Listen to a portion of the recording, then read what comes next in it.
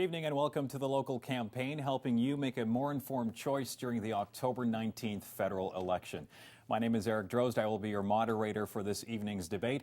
Tonight we have the riding of Waterloo. This riding consists of Waterloo, the city of Waterloo, and part of the city of Kitchener, lying northerly of the Canadian National Railway and northeasterly of Conestoga Parkway. The candidates vying to represent this seat are as follows in order, which was selected at random prior to tonight's debate. Peter Braid is here with the Conservative Party. Bardish Chagger is here with the Liberal Party. Diane Freeman is here with the NDP. Emma Hawley-Yan is here with the Animal Alliance Environment Voters Party of Canada. And Richard Walsh is here as well with the Green Party. Now, before we begin, just a few notes on the rules tonight. Questions will be provided to us by you, the viewer, and by our in-studio panelists. Let's meet those panelists right now. Art Sinclair is here with the Greater Kitchener-Waterloo Chamber of Commerce, and Martin Bauman joins us tonight, a 570 News reporter. Thank you, gentlemen, for being here tonight. Now, if you wish to submit a question tonight to our candidates, you can do so by emailing thelocalcampaign@rogers.com, or you can tweet us at RogersTVCable20 using the hashtag #localcampaign. Now, candidates will be given 1 minute for responses to questions. They will also be allowed 30 seconds for rebuttal if they are named in another candidate's response. Our candidate speaking order, as I mentioned, was determined at random draw prior to the debate. So let us begin right now with opening statements. And Peter Braid will be first with the Conservative Party. Peter? Well, thank you, Eric. The ballot question in this election is clear. Who will protect our economy? The Conservative government has a proven record of solid fiscal management in the face of global economic uncertainties. We will continue to reduce taxes and leave money in your pockets. We will continue to invest in innovation and infrastructure.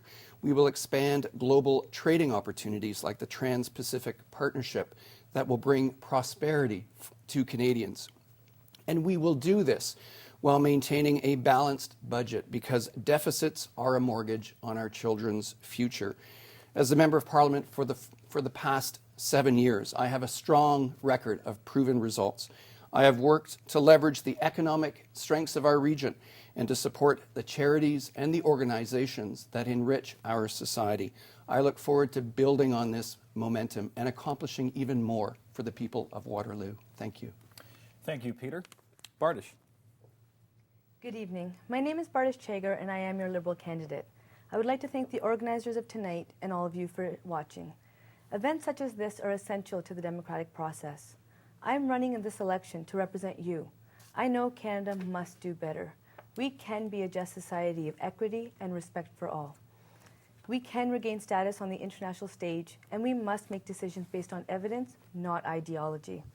There are many issues confronting Canadians. In order to address them, we must take a holistic approach, one that recognizes the interconnections between economic investment, education, health, social well-being, and the environment. Working on behalf of my community has been a driving force in my life. It is through my experiences and successes that I know I have the strong voice to do the job effectively for you in Ottawa and here in the riding of Waterloo. I look forward to this evening's debate. Thank you. Thank you, Bardish. And Diane? Good evening. My name is Diane Freeman, and I'm your NDP candidate in Waterloo. I would like to start by thanking all of you for watching and for Rogers for hosting this forum. I've lived in Waterloo since 1986, when I moved here to study civil engineering at the University of Waterloo. I graduated, and because it's the best community to raise my family and grow my career, I chose to stay. For Tom Mulcair and the NDP, our priority is a balanced budget to kickstart the economy and to strengthen the middle class. We will champion manufacturing, innovation, and green technology, make long-term stable commitment to local jobs through infrastructure, housing, and transit, lower the tax rate for small business in Canada, the creators of 80% of all new jobs. We will strengthen the middle class through prudent long-term investments for childcare, job training for young people, and retirement security. On October 19th, I'm asking for your support to become the first professional engineering woman to serve in the House of Commons. Thank you, Diane. You got a ding there. Emma, hi, go ahead. Hi, my name is Emma Hawley-Yan, and I'm here tonight representing the Animal Alliance Environment Voters Party of Canada. I'm here today primarily to speak up about the issues that I'm personally passionate about, and that is protection of the environment and protection of animals.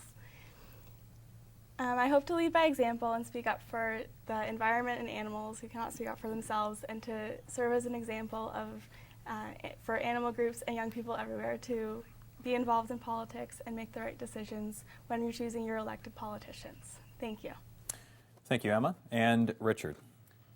If I become your MP, 5 issues will be my priorities, reflecting what you've told me over the past virtually 6 months. First, Canada will be more democratic after we adopt proportional representation for electing MPs and restrict any Prime Minister's powers. Second, we have to green the economy and rely on renewable sources of energy, which require more federal support for scientific and technological research and innovation and vastly improved infrastructure. Third, a guaranteed livable income for everyone will eliminate poverty. Fourth, health and mental health should convert to community care and prevention. Canadians deserve a national farmer care program and renewed and expanded funding for affordable and co-op housing. Fifth, we should eliminate tuition for post-secondary education and forgive student loans. The fully costed Green Party platform is both socially progressive and fiscally responsible. Thank you, Richard. We'll move on to our first question now. In Canada, just a reminder, 60 seconds for response. First question will go to Bardish, and we'll go to in-studio panelist Martin Bauman with 570 News. Martin. Thanks, Eric. Thanks, candidates, for being here. Tell me, what role do you see Waterloo playing in responding to the worldwide refugee crisis? Martin, thank you for the question. Bardish? The Canadian government has been leaders when it comes to this issue, and it's a great question. The Liberal government sees a commitment of at least 25,000 refugees that we would take to our community. We have been lucky that we are blessed in this community that we would open our doors. The current government has made several cuts to the settlement sector, and it's important that we restore those so that we can provide the services necessary. When it comes to Syrian refugees, I say once again, we have a history within the Government of Canada of bringing refugees to our country. They're contributing members to our Canadian nation and our country and to our economy, and I think that we can definitely do a lot more. Thank you, Bardish. Diane? Thank you for the question. This is a question that I'm really hearing a lot at the doors about. The mayors have called in Kitchener and Waterloo to be a welcoming city, and there are people ready and prepared to do that. The NDP government has already called on this government to get rolling on their commitment to bring 10,000 refugees to Canada by the end of December, and we would like to see that honored. That will be a job number 1 when we get into office. And I know that there's a lot of faith communities here that have been waiting a very long time. They are ready and prepared to open their arms and to share what they have here in Waterloo region with these families. The 10,000 number is across Canada, and so the exact number that would come here to Waterloo is uncertain at this time. Thank you, Diane. Emma? The Animal Alliance Environment Voters Party believes in a just, equitable society, and we would welcome with open arms and provide resources necessary for all living beings in need. The environment, animals, and humans all equally. We would care for and provide the resources that they would need to live a successful life. Thank you, Emma. And Richard? The Green Party believes in opening our arms to those in need in international dire straits, such as Syrian refugees. Consequently, we envision by the end of 2016, some 50,000 refugees. Personally, I think we can go beyond that. Let us open up our arms to provide assistance to those in need. Thank you, Richard. Peter? Well, thank you very much, Eric. This is a critically important question. And of course, Waterloo, we know, is a caring and compassionate community, a community that is open and accepting to newcomers, and has been that way since the time of our first Mennonite settlers in this region. And Waterloo will continue to play an important role in receiving and accepting refugees, and so too will Canada. Our country receives the highest number of refugees for resettlement on a per capita basis in the world. With respect to Iraqi refugees, we have made a commitment to resettle 23,000. 22,000 resettled refugees have arrived in Canada. And with respect to Syria, we've made a commitment to resettle up to 20,000 Iraqi and Syrian refugees. We've said we will do more, we must do more, but we must do that without compromising the security and the integrity of our immigration process. Thank you, Peter. For our next question, we'll go to Art Sinclair with the Greater Kitchener-Waterloo Chamber of Commerce. Art. Great, thank you very much, Eric. My first question tonight is on jobs and the economy. I believe over the last 2 days, all of you have had ample opportunity, or your parties as well, will have had significant opportunity to review the Transpacific Partnership agreement that was reached in Atlanta over the weekend. My question is, now last night on the Kitchener Centre debate, somebody sent a question in by Twitter asking for the candidates' perspective on the impact of the TPP on Kitchener and Waterloo region. I would like to ask tonight, what do you see as the impact of the deal on Canada as a whole? Art, thanks for the question. Diane. Thank you. With regard to the Trans-Pacific Partnership, I am very concerned about the equity that resides across Canada in that deal. Some provinces have certainly come out way ahead, and other provinces, in particular Ontario, feel very much left behind. I have a lot of friends, as an engineering graduate, I have a lot of friends who work in the automotive sector. They've spent many years to get their engineering degree, to get their license, and now their jobs are on the line. And not only that, they're being told that, well, we'll subsidize you, but most people aren't looking for government handouts. They want to work, they want to invest in their retirement, and they want to be able to know that there's a government that is speaking up for their jobs. I grew up in Oxford County. About 50% of my colleagues in high school were dairy farmers. These are folks who invested everything in their lives in their farms, and they're also at risk. Diane, thank you. Emma? My greatest concern with the Trans-Pacific Partnership is its impact on factory farming. It's going to be impacting these smaller local dairy farms and ultimately encouraging the use of factory farms, which are one of the worst causes of environmental destruction and inhumane treatment of animals. So I'm personally very concerned about the impacts the TPP would have on increasing the amount of factory farming in Canada. Thank you, Emma. Richard. The Green Party and I are very concerned about the TPP, as we have been about other so-called free trade agreements, including the agreement with the European Union that is yet to be finalized. Our concern is severalfold. Number one, we're worried about the impact on Canadian jobs. We're worried about the development of local industry, manufacturing, and of course the agricultural community. But just as importantly, we're worried about a hidden aspect of these unfair trade agreements, namely investor-state relations. Because under these free trade agreements, including the TPP, if an investor, a corporation, individuals, feels that he or she is losing profit, then the investor can sue all levels of Canadian government. That's wrong. Thank you, Richard. Peter. Well, thank you, Eric. I'm very proud of the Trans-Pacific Partnership Agreement that was negotiated and finalized this week. This agreement is historic, the largest free trade agreement in the history of the world. The fact that our NAFTA partners, the US and Mexico, are there by virtue of that fact alone means that we needed to be at the table. This agreement will benefit every sector of the Canadian economy. It will give us access to 800 million people, 40% of the world's population. It will have an economic impact on Canada of between $5 and $10 billion a year. I am confident about Canada. I am confident about our Canadian companies and their ability to compete and succeed in the international marketplace. And this agreement will help Canadian companies reach new markets and supply chains around the world. It is great for Canada. Thank you, Peter. And Bardish. The Liberal Party supports trade. Canada is a trading nation. Now that the current government has finished and completed their secretive negotiations, we're looking forward to seeing what that deal really has in store. We're looking forward to an open and fair debate in the House of Commons, and that is leadership that Justin Trudeau will be able to ensure, as we will represent the best interest of Canadians and in Canada. So we look forward to seeing what the deal actually, what has been negotiated within the deal. Thank you. Bardish, thank you very much. We'll move on to our next question now. And candidates, this question is coming via email, so I'll just direct your attention to the big screen right there. And it says, it's from Pat, it says, please ask the candidates their stand on hijab and or face coverings while becoming a Canadian citizen.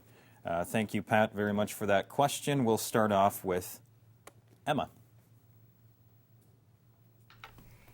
The Animal Alliance Environment Voters Party doesn't have a particularly strong stance on this issue that I'm personally well versed in. I have no strong comments to make. Thank you, Emma. Richard? Well, if I understand the question as it was worded, it seems to me that it encompasses not just the ceremony, but the actual act of becoming a citizen. In either case, from my perspective, and I dare say from a Green Party perspective, we ought to show respect to all those individuals who choose to dress in a particular way, because it has no material bearing on the declaration of citizenship in the first place, whether in the ceremony itself or in the more formal legal context. After all, this is a community in Waterloo region where frequently Old Order Amish and the various degrees of Mennonite individuals, including Mennonite women, wear various kinds of head covering. That doesn't seem to be a problem in Waterloo region. Thank you, Richard. Peter? Well, thank you very much. And of course, this question doesn't deal with a hijab. It deals with the niqab. And the issue of the niqab during a citizenship ceremony. And we're only dealing with that sole and solitary moment in time when a new Canadian joins the Canadian family at a citizenship ceremony, when they are taking the oath. The Conservative Party believes that that should be done in an open setting, in a public way, while with the face uncovered. We believe clearly all Canadians know and understand that Canada is an open, welcoming, and accepting society. There are also important Canadian values of compromise and accommodation as well, and we believe the right balance has been met. Thank you, Peter. Bardish? For me, a Canadian is a Canadian is a Canadian, and I support the Canadian Charter of Rights and Freedoms. It is important that we recognize that people from around the world become Canadian citizens, and we're proud of our Canadian citizenship. And we must restore our reputation on the international stage. And this government has pitted Canadians against each other, especially on this issue. Canadians want jobs. They want to contribute to our economy. They've got a lot more to play. To pick out a couple of Canadians, I think this issue has been unjustly represented and does not represent my Canadian values. When it comes to this issue, it's also important to note that women are more than willing to unveil themselves. And when it comes to the ceremony, we know that it is more just a formality than it is anything else. We write our tests the same way, and we represent Canadian values. So it's unfortunate that this issue is being made such a big deal of. Bardish, thank you. Diane? Thank you. You know, I was raised in a household with the values of love your neighbor as yourself, to respect others, to offer the right hand of friendship, to offer the right hand of welcome. I agree that with Bardish that this is an issue that has been used to pit Canadian against Canadian. And it's not right. It is just not right. The Supreme Court has ruled on this matter, and the poor woman who has been put through day after day after day of media coverage has asked of us, can we not just let this go? The Supreme Court has ruled there's more issues important to long-term governance than worrying about this poor woman and her court case with the Supreme Court. Thank you, Diane, and thank you, candidates, for your responses. We'll move on to the next question, and we'll go back to Martin Bauman, 570 News, in-studio panelist. Martin. What would each of you do with the recommendations from the Truth and Reconciliation Commission? Martin, thank you for that question. Richard is first up. Richard? Well, in general, we should act on those recommendations. There have been several commissions over the decades in Canada attempting to address Canada's great shame, one could call it Canada's original sin, namely the way in which we have dealt with Indigenous peoples, historically, presently, and sad to say, for the foreseeable future. What needs to occur is a concerted effort led by the federal government through a Council of Canadian Governments as proposed by the Green Party leader Elizabeth May, to the effect of convening all levels of government, from the municipal and regional to the provincial and territorial to the federal, and embracing all Indigenous peoples, Inuit, Métis, as well as First Nations, and engage them in a conversation about how to enact these recommendations. Thank you, Richard. Peter. Well, thank you very much. This is a critically important question, and it's important to highlight that it was Prime Minister Harper who issued the historic apology to our First Nations people for the residential schools system and the abuse that was suffered through the residential school system. He provided that apology, that historic apology, on the floor of the House of Commons. It was our government as well that established the Truth and Reconciliation Commission. The Truth and Reconciliation Commission has done critically important and valuable work, not only for Aboriginal people, but for all Canadians. This remains an issue that all Canadians must work together to move forward on, to resolve. We will continue to thoroughly review the recommendations and act appropriately as a federal government. Thank you, Peter. Bardish. The reality is that the current government's words are louder than their actions, and we need a government to act and not to continue having these conversations. Justin Trudeau and the Liberal Party are committed to accepting all the recommendations of the Truth and Reconciliation Committee. We are actually committed to implementing them as well, because it's about time that we work with Aboriginal and First Nations community and we bring them to the table and do right. Thank you. Thank you, Bardish. Diane? Thank you. In addition to acting on the recommendations of the Truth and Reconciliation Commission, within the first 100 days, the NDP will call an inquiry into murdered and missing Indigenous women and girls. We have turned our back for so many years as a country on First Nations, and it's wrong. We need to work with Indigenous governments, and we need to learn from them, learn what they need of a government, and learn how it is that we can facilitate them to make the decisions that they want to grow their communities, that will help them to survive their languages and survive their traditions. Thank you, Diane. And Emma? One of Animal Alliance Environment Voters Party's primary concerns is the environment, and First Nations people know better than many of us what the environment needs and how to take care of it. And we would be open completely to discussing with them what they need and how we can all work together as a country at all levels of government to achieve what's best for everyone. All right, thank you, Emma. Our next question comes via email, so candidates once again to the big screen. And this question says, what is your party's stance on the federal government's involvement in funding the federal government's portion of rent geared to income housing for poor and disabled families? And that is from Jackie in Waterloo. Jackie, thank you so much for that question. First up is Peter. Well, thank you very much. I've been very proud over the past 7 years to advocate for significant investments in affordable housing in Waterloo. This is a priority for all residents of Waterloo, and it's a priority that I have taken to Ottawa. I've been very proud, for example, of federal government investments in show in support of housing of Waterloo. And we've worked together with other levels of government to ensure that there are available affordable housing units in Waterloo, and we're in the process of expanding that. I will continue to work closely with the residents of Waterloo, with other levels of government, to ensure that the federal government continues to play an important role in this key area. It benefits our economy and our society. Thank you, Peter. Bardish? It's a sad reality that 1 in 4 Canadian households pay more than it can afford in housing.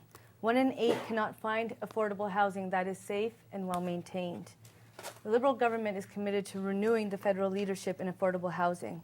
And this is part of our historic infrastructure plan, because we recognize the investment needed in social infrastructure. We will prioritize investment in affordable housing and seniors' residence. More needs to be done, and we're willing to do it. We need action now, not 4 or 8 years from now. Thank you. Thank you, Bardish. Diane. Right here in Waterloo, a lot of our co-op housing, which has rent geared to income,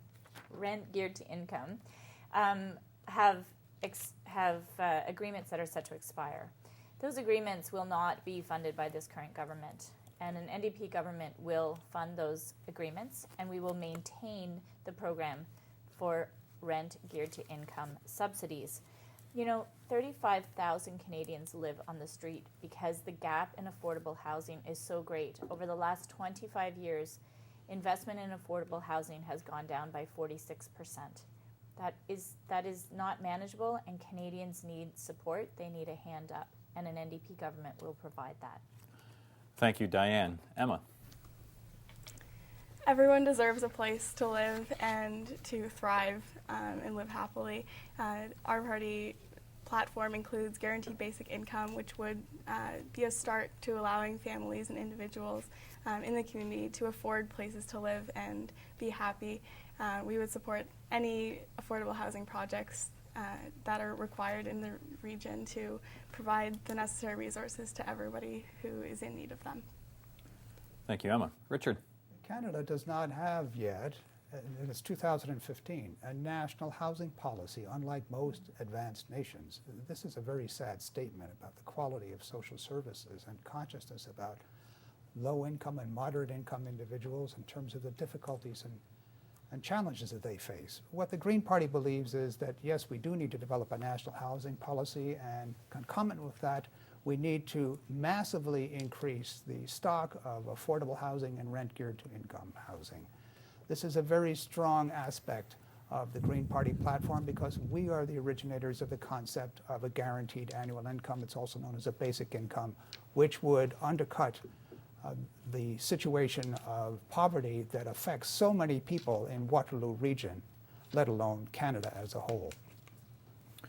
Thank you, Richard. And I'd just like to remind everybody watching at home that you can still email in your questions at the local campaign at rogers.com. You can get us on Twitter as well at Rogers TV Cable 20. Make sure you're using the hashtag local campaign. Let's go back to Art and bring Art Sinclair with the Greater Kitchener-Waterloo Chamber of Commerce into the equation. Art. Well, thank you again, Eric. And candidates, as you're probably aware, about a decade ago, the province of Ontario estimated that we in Waterloo region could have a population of close to 750,000 by the year 2031. And obviously, with growth of that level, the public service delivery challenges are significant. So my question tonight is in respect to one particular portfolio that's been of significant interest to us over the years at the Chamber of Commerce through our physician recruitment program, and that, of course, is healthcare. As you're also aware, the province of Ontario essentially has assumed delivery of healthcare on an operational and daily basis. However, a big component of the delivery of healthcare in Ontario is dependent on transfers from the federal government through the Canada Health Transfer. So I would like to ask, what are your party's plans for, I guess, improving and meeting the challenges of healthcare delivery, not only here in Waterloo region, but across Canada? Thank you, Art, for that question. Bardish? That's a very important question, as the health of Canadians is important to us. We are committed, the Liberal government would be committed to a new health accord with provinces, including long-term funding. Justin Trudeau has committed to sitting down with the provinces and the premiers. The first ministers of this nation have not met with the Canadian Prime Minister in almost a decade, and that is very unfortunate. We've submitted a plan, and we have a platform that we launched right here in Waterloo that I'm very proud of. We would like to make home care more available, and we will immediately invest $3 billion over the next 4 years. We would like to make prescription drugs more affordable for Canadians, and we will cooperate with provinces for bulk buying to reduce costs. We will introduce the new health accord, as I just mentioned, including long-term funding so that provinces can plan for the future and good service. Service delivery is an issue, and we need to improve it for all Canadians. Thank you. Thank you, Bardish. Diane? This is a really important issue to me. I've been working with the Chamber as a city councillor in terms of funding their physician recruitment program, and I sit on the board of directors for Grand River Hospital, and I know how important the program is that the Chamber is running. An NDP government will honor the 6% increase in healthcare transfers to the provinces that has been currently agreed to by the current government. But we also want to invest more. We want to invest more in youth mental health. That tends to be a gap years from 13 to 18 where children are underserviced for mental health needs. We want to invest in an Alzheimer's and dementia strategy for our seniors. We want to build a pharmacare program for all Canadians to ensure they have access to their medications and can continue to stay as healthy as they can. We also want to invest in physician recruitment by bringing 7,000 more family docs and 200 more clinics to Canada. Thank you, Diane. Emma? So we believe that the first step in improving the healthcare system is recognizing that a lot of the underlying causes of the conditions that plague people across the country is lifestyle and environmental factors. So we're committed to enacting policies that would encourage things such as exercise, plant-based healthy diets, and preventative processes, I suppose, that would help improve the health of Canadians and improve the healthcare system as a whole. Thank you, Emma. Richard? Well, it is important to continue the work of physician recruitment, but I also believe, and the Green Party does as well, that we need to shift the model of care away from a focus on physicians and toward the use of nurse practitioners and registered nurses in community-based clinics, not just in Waterloo region, but all across the entire nation. A shift to community-based care would also enable us to emphasize prevention of illness and disease.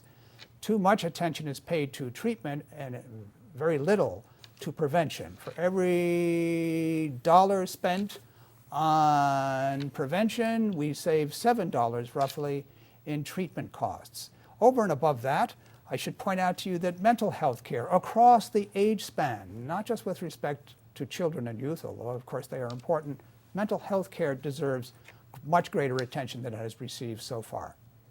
Richard, thank you. And Peter? Well, thank you very much. Our Conservative government has been a very strong funding partner when it comes to funding healthcare across the country.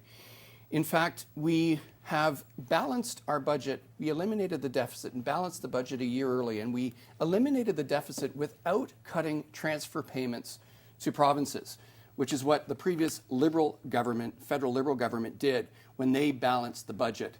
In fact, for the province of Ontario, transfer payments are up 75% since we formed the government. With respect to healthcare specifically, our healthcare funding increases will continue to increase at 6% per year to 2017, and then a minimum of 3% per year thereafter. We also, as a federal government, have an important role to play in supporting innovation, including new medical innovation tech companies here in Waterloo, and funding research, including $1 billion a year in the Canadian Institutes for Health Research.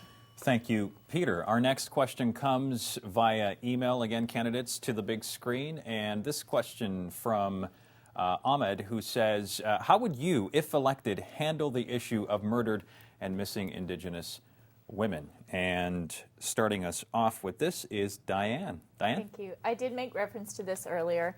An NDP government will call an inquiry into murdered and missing women and girls immediately within 100 days of office. And it's just one of the small steps that as a government we need to start. I look forward to getting the recommendations from that inquiry so that we can act on them as quickly as possible. Thank you, Diane. Emma? We would, of course, act as quickly as possible in resolving this issue. It's extremely important, and all resources that would be needed to resolve it would be put forth. Thank you, Emma. Richard? The failure to enact an investigation, if you will, a royal commission, and then to take the recommendations of that royal commission seriously with respect to this problem is symptomatic of the neglect of First Nations and Indigenous peoples generally issues which have occurred over the past decade or more. This is a very sad testament. Yes, indeed, the Green Party and I, if I were elected your MP, would give this matter the highest priority, and we would agree with the New Democrats that it should occur within the first 90 days of new government taking office. Thank you, Richard. Peter. These are very tragic situations. With respect to unsolved crimes, we must continue to ensure that our police have the capabilities, the resources, and the support to investigate these unsolved crimes. And with respect to dealing with related social problems, we need, as a government, to continue to invest, to make investments in Aboriginal communities, to reduce violence, to provide educational opportunities and employment opportunities. There have been over 40 studies into the issue of missing and murdered Aboriginal women. We know what we need to do. As a federal government, as a Conservative government, we don't want another study. We want action. Thank you, Peter. And Bardish. I wonder why there hasn't been action. A Liberal government under Justin Trudeau's leadership is committed to looking into this case and doing something about it, because something needs to be done. This is something that we've been hearing on the news. I've got friends who are part of that community, and I know it hurts their hearts to see a government of Canada not doing anything. And that's most likely because it's been renamed the Conservative government rather than belonging to the people of this nation. On an earlier note, I just wanted to mention that I find it fascinating the current government recognizes what the previous Liberal government did, but does not recognize the record surplus it received and the record deficits that we've seen over the last 10 years. So I think it's important that we recognize that the Liberal government is here to work with Canadians, and for a better Canada. Thank you. Thank you, Bardish. And our next question will come from Martin Bauman, 570 News reporter, in-studio panelist. Martin. Canada heads into global climate talks in December. What would you do to make sure that our country goes to that meeting prepared? Martin, thank you for that question. First to answer, Emma. I'm not particularly well versed in this issue. I'm going to pass. Emma, thank you. Richard? Well, nothing could be more embarrassing for Canada than Canada's hideous record with respect to dealing with climate change. Climate change is already affecting Canadian communities all across the nation from coast to coast to coast. So it's extremely important that the new Canadian government be convened in such a way that all aspects of Canadian society will be consulted. Again, this Council of Canadian Governments that Elizabeth May proposed is relevant here, so that municipalities, territories, provinces, and the federal government itself can, in conjunction with First Nations peoples and other Indigenous peoples, has a plan to present to the world community so that Canada can once again hold its head up high with regard to the rest of the international community on this extremely important matter. Thank you, Richard. Peter. Thank you very much. Climate change is a global challenge that requires a global solution. Our government has been taking a sector-by-sector regulatory approach to reduce greenhouse gas emissions. We are the only Canadian government to see greenhouse gas emissions actually be reduced. The failure of the Kyoto Protocol was that it was not binding and it did not involve the major emitters of greenhouse gas emissions in the world. Our Conservative government has signed the Copenhagen Accord, and we are optimistic that we will have an agreement in Paris, and we will be there. And we are optimistic about this because, finally, it will be binding and it will involve the major emitters of the world. Peter, thank you. Bardish? I'm glad that it was recognized that the Government of Canada walked away from the Kyoto Protocol. Rather than improve the work that we can do, this government likes to walk away and pretend that issues don't exist. I'm glad that there is recognition that climate change is a factor. We do need to invest in our environment, and the Harper government's inaction means that we will miss emission targets by 20% in 2020. The current Prime Minister and the current government shamelessly take credit for the progress made by provinces. I hope the new government and under the Liberal government and Justin Trudeau, we are committed to taking the provinces and the premiers with us, because that is who actually is doing the work. The current government has not taken action, and we need leadership through the Government of Canada. Thank you. Thank you, Bardish. Diane. I'm an environmental engineer, and I've worked for over 20 years in the area of air quality, and I can assure you that this government did not reduce air emissions. Closing of coal-fired power plants was not their initiative. Now, mind you, losing 400,000 good-paying manufacturing jobs also reduce climate change, for which they can take credit for.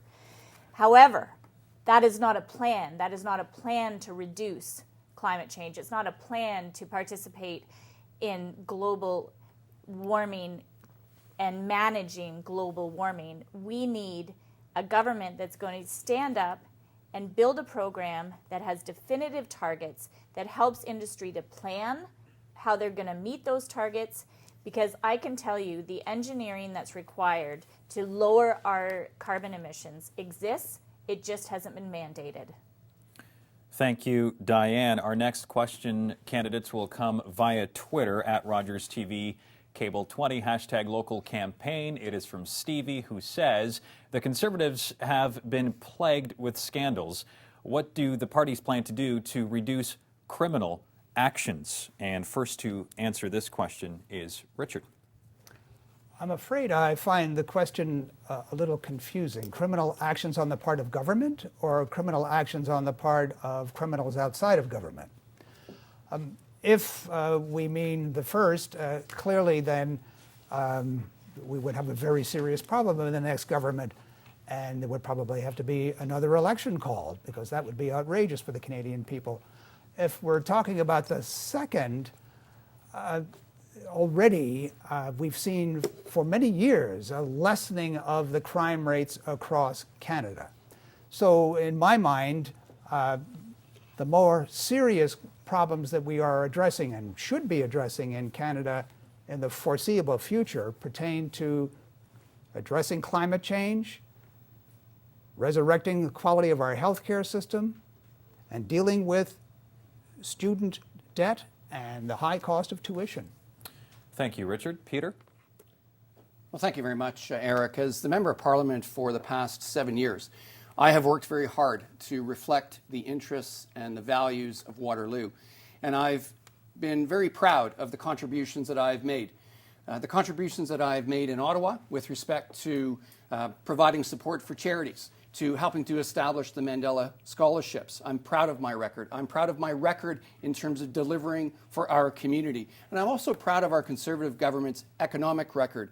We have had the best job creation record in the G7 since the depths of the global economic downturn. We have the strongest banking in the system, the strongest banking system in the world. According to Forbes magazine, we are the best place in the G20 to do business. Our future in Waterloo and the future for Canada is indeed very bright. Thank you, Peter. And Bardish.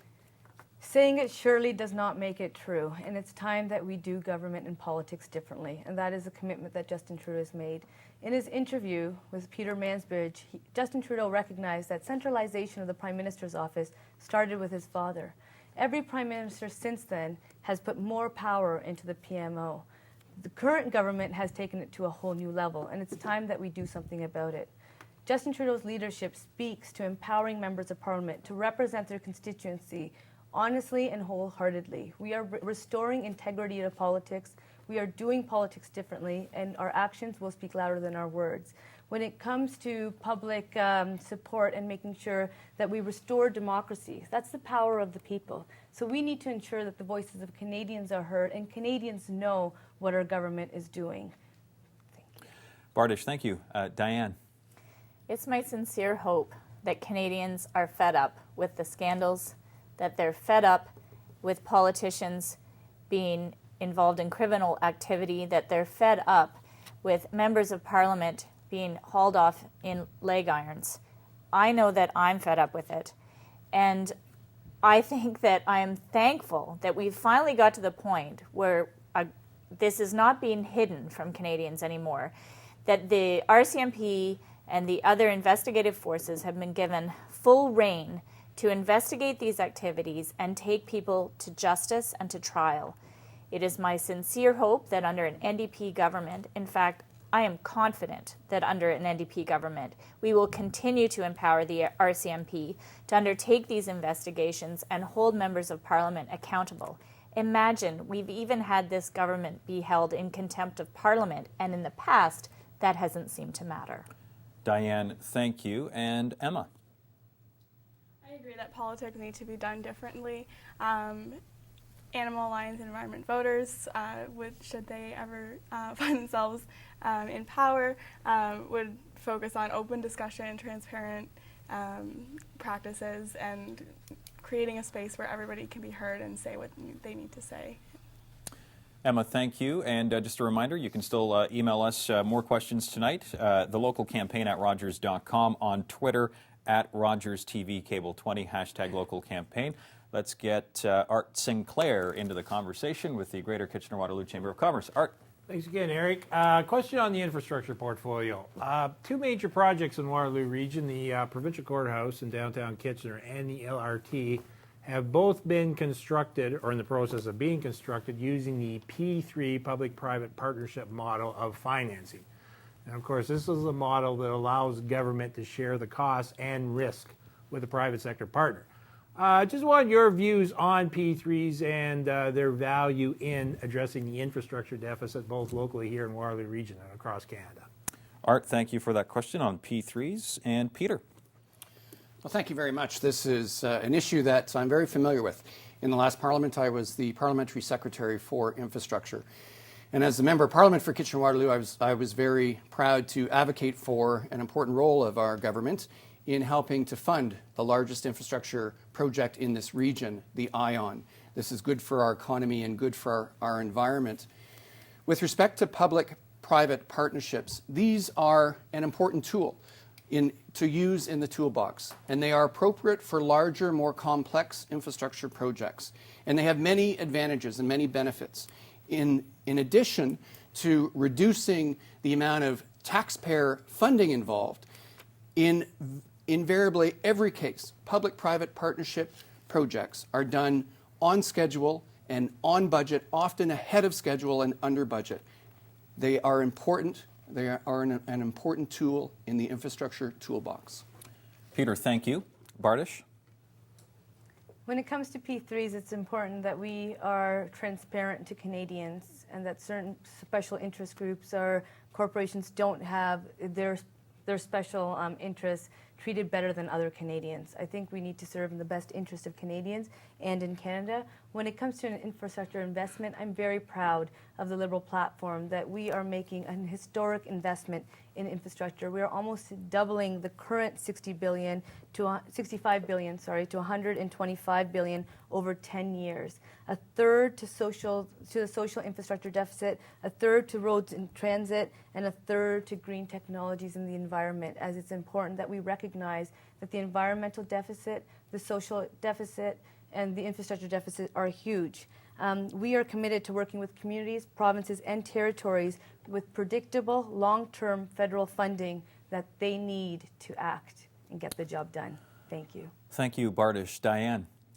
As a civil engineering graduate, I find myself a little bit on the fence where P3s are concerned from the perspective that the goal of the projects are to get them done on time, on budget. And there's a lot of different tools that are available to ensure that that happens and still use standard debenturing methods, which we know keeps income or interest levels very, very low. So some of those examples are being put forth by Consulting Engineers of Canada, and they're around having a predetermined scope of work prepared by qualified practitioners, and then they are required to stay on time, on budget. We're learning a lot more about P3s, and I worry that the information coming out now is suggesting that taxpayers are actually paying more, because at the end of all things, the private companies want and need to make a profit. And so how is that profit being built, and is it more than an interest rate would be on a debenture? Thank you, Diane. Emma? Investing in public transit infrastructure such as the LRT is incredibly important in getting cars off the road and decreasing environmental pollutants. Funding should be shared and wherever it can be found should definitely be put into public transit infrastructure. Thank you, Emma. And Richard? I have a couple of very serious reservations about this matter, if I understood the question correctly. And so my conclusion is that triple P arrangements are dangerous. Actually, they're off budget. And in fact, a provincial report made this point several months ago. Off budget. They end up costing Ontario taxpayers more money, not less money, contrary to the claim that we heard a few minutes ago. In addition to that, they seem to be a consequence of the austerity budgeting thinking that has occurred in the past several decades in both federal governments and provincial and territorial governments. Austerity programs are a mask for those with the most resources in society to get even more of those resources. One way to solve the funding problem is to change the nature of the taxation system in Canada. Then we would have the public funds to pay for what we need so that all of society would benefit, not just a small select few of wealthy people. All right, Richard, thank you for that. Is that all the time we have, or do we want to try to get another question in, maybe cut the closing statements into 30 seconds? Okay, one quick question. We'll go to Martin Bauman, 5/7 News reporter. Go ahead. Sure. A lot has been made about how close this election race is, which means that whichever party wins, whichever candidate wins, a lot of the votes being cast will end up not being represented in Ottawa. What is your take on proportional representation? Thank you, Martin. Bardish. The Liberal Party is committed to electoral reform. We recognize that Canadians that vote need to have their voices heard. So we are committed to doing an all-party committee so that we can talk to parties to find out what their best interest or their preferred method is. We want to talk to Canadians for a made-in-Canada solution for Canadians. We will talk to special interest groups like Fair Vote. And it is their recommendation. And actually, I'm very proud that the pillar of the platform that the Liberals have advanced within this election originated right here in the Waterloo region. I was president of the Riding Association, and I got to work with some great volunteers in advancing that piece. And that speaks to our platform, representing the best interest of Canadians and in Canada. Electoral reform is needed, and we are committed to making that change within 18 months of being in government. Bardish, thank you very much. Diane. This is a question that I am hearing at the doors. There's a lot of Canadians who feel as though their vote is not going to count the way they want it to towards making change in Ottawa. And the NDP government is committed to moving to a proportional representation system. It works extremely well in most countries in the world. And I believe there's only 3 countries left that still use the British first past the post system, and all the rest use some form of proportional representation. And in many respects, people look to those governments and say they're doing the job better because every vote counts when people go into the ballot box. Diane, thank you. Emma. We are completely in support of proportional representation. The Animal Alliance Environment Voters Party, as hard as we work, stand little to no chance of getting seats in Parliament. A proportional representation system would give us a better chance to, us and other small parties, a better chance to be more directly engaged and speak up about the issues that we're personally passionate about, and let everybody's voice be heard. Emma, thank you. Richard? The point is that democratic reform is extremely important and long overdue. There are a couple of aspects of democratic reform. One is electoral reform, and proportional representation, of which there are different types, is certainly an idea whose time has come. In fact, in 2004, roughly 11 years ago, the Law Reform Commission of Canada, which was axed by Stephen Harper, recommended a type of proportional representation employed very successfully by Germany. But in addition to that type of democratic reform, we also need to place strict limits on the powers inherent in the Prime Minister's office so that the legislative branch of Canadian government, namely the House of Commons, rises back into prominence and takes center stage. Thank you, Richard. And Peter. Well, thank you, Eric. I have, during this campaign, knocked on thousands of doors.